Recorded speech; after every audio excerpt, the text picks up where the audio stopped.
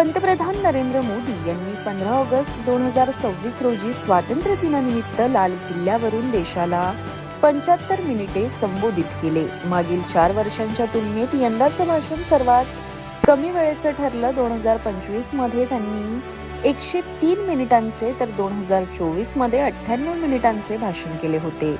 मोदींचे हे लाल किल्ल्यावरून सलग 13वे स्वातंत्र्य दिनाचे भाषण होते. भाषणात 2047 पर्यंत विकसित भारताचे लक्ष्य, आत्मनिर्भर भारत, तंत्रज्ञान, संरक्षण, शेती, हरित अर्थव्यवस्था आणि युवा शक्तीवर भर देण्यात आलाय.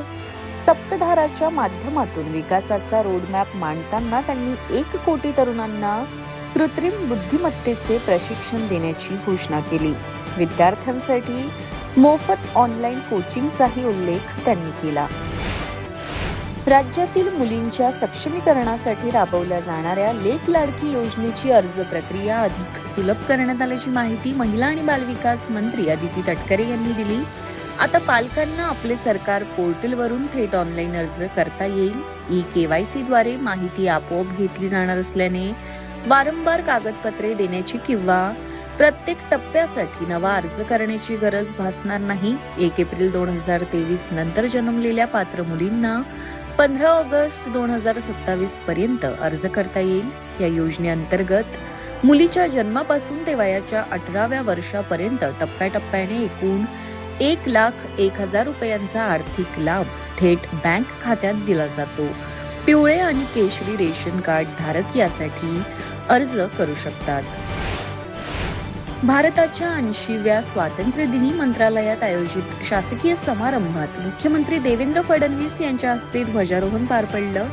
महाराष्ट्र हे देशाच्या विकासाचे ग्रोथ इंजिन असून राज्याचा आर्थिक विकास दर 8.8% राहिल्याचे त्यांनी नमूद केले.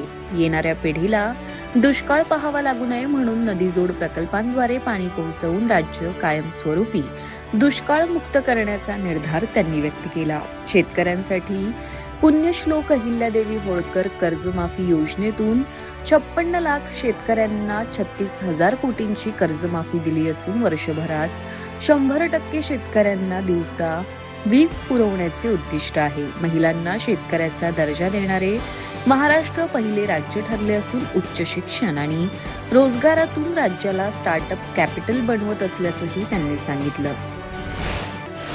गडचिरोली जिल्ह्यातील भामरागड तालुक्यातील दुर्गम बीनागुंडा गावात स्वातंत्र्यानंतर तब्बल 79 वर्षांनी प्रथमच राष्ट्रध्वज फडकवण्यात आला. नक्षलवाद्यांच्या दहशतीमुळे हे गाव अनेक वर्ष मुख्य प्रवाहापासून दूर राहिलं होतं. मात्र 24 जानेवारी 2026 रोजी सुरक्षा दलांनी येथे विशेष पोलीस मदत केंद्र सुरू केल्यानंतर परिस्थितीत बदल झाला.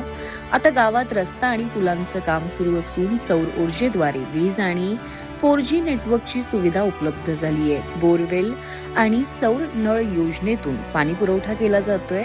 दादलोरा खिडकी उपक्रमातून वैद्यकीय शिबिरही घेतली जात आहेत. त्यामुळे बीनागुंड्यात विकासाची नवी पहाट झालीय. योग गुरु बाबा रामदेव यांनी स्वातंत्र्य दिनानिमित्त जेनझीच्या सवयी, देशातील राजकीय परिस्थिती आणि शिक्षण व्यवस्थेवर भाष्य केलंय. काही तरुण चांगले काम करतायत तर काही हिंसा, धूम्रपान, मद्यपान तसेच अनेक बॉयफ्रेंड गर्लफ्रेंड करण्यासारख्या चुकीच्या सवयींमध्ये अडकत असल्याचं त्यांनी म्हटलं. राजकीय परिस्थितीवर बोलताना देशात सर्व काही चुकीचं असल्याचं सांगणाऱ्यांवर त्यांनी टीका केली. दरम्यान ग्रामीण आणि छोट्या शाळांमधील शिक्षक, वीज, पाणी आणि शौचालयांच्या समस्यांवरही त्यांनी चिंता व्यक्त केली. परीक्षा पेपर फुटी आणि शिक्षण व्यवस्थेत सुधारणा न झाल्यास आंदोलन करण्याचा इशाराही बाबा रामदेव यांनी दिलाय. इंडोनेशियात शनिवारी पुन्हा 6.5 तीव्रतेचा भूकंप झाला. भारताच्या राष्ट्रीय भूकंप विज्ञान केंद्राने दिलेल्या माहितीनुसार 15 ऑगस्ट रोजी सायंकाळी 4:30 वाजता हा भूकंप झालाय. भूकंपाचा केंद्रबिंदू जमिनीखाली सुमारे 165 किलोमीटर खोलीवर होता. या भूकंपात अद्याप जीवितहानी किंवा जखमी झाल्याचे वृत्त नाही. दरम्यान याच दिवशी पहाटे पूर्व इंडोनेशियातील फ्लोरेस जवळ 7.7 तीव्रतेचा शक्तिशाली भूकंप झाला. या दुर्घटनेत 38 जणांचा मृत्यू तर 13 जण जखमी झालेत. सुमारे 2,000 नागरिकांना सुरक्षित स्थळी हलवण्यात आलंय. अनेक इमारती कोसळल्या असून भूस्खलनामुळे रस्तेही बंद झालेत.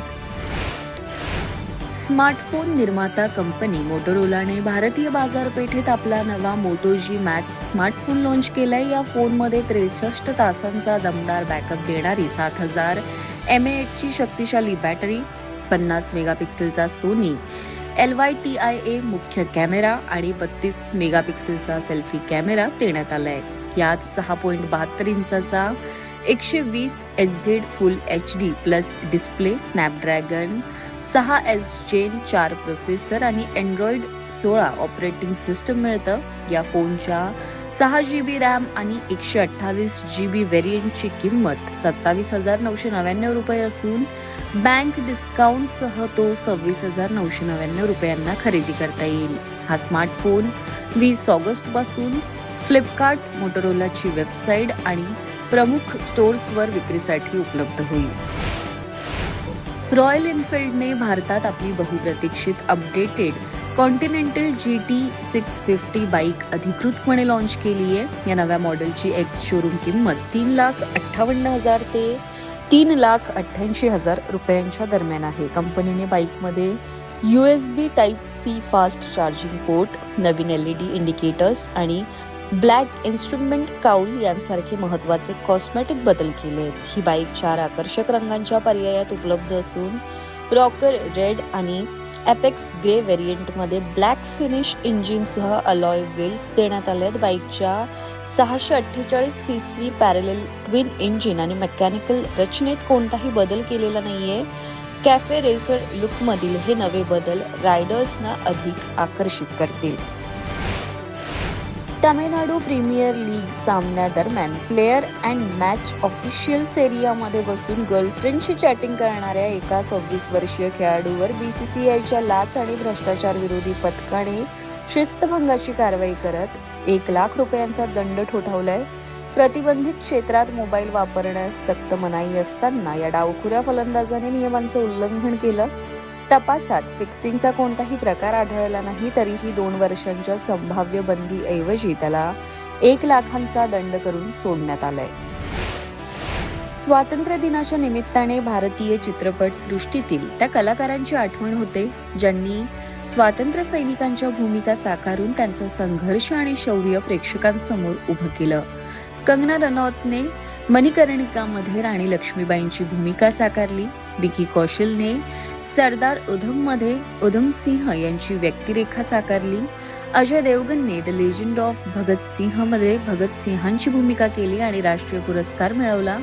आमिर खानने मंगल पांडेमध्ये मंगल पांडे साकारले. अभिषेक बच्चनने खेले हम जी जान से मध्ये सूर्य सेन यांची भूमिका केली तर सारा अली खानने ए वतन मेरे वतन मध्ये उषा मेहता यांचा संघर्ष पडद्यावर मांडला.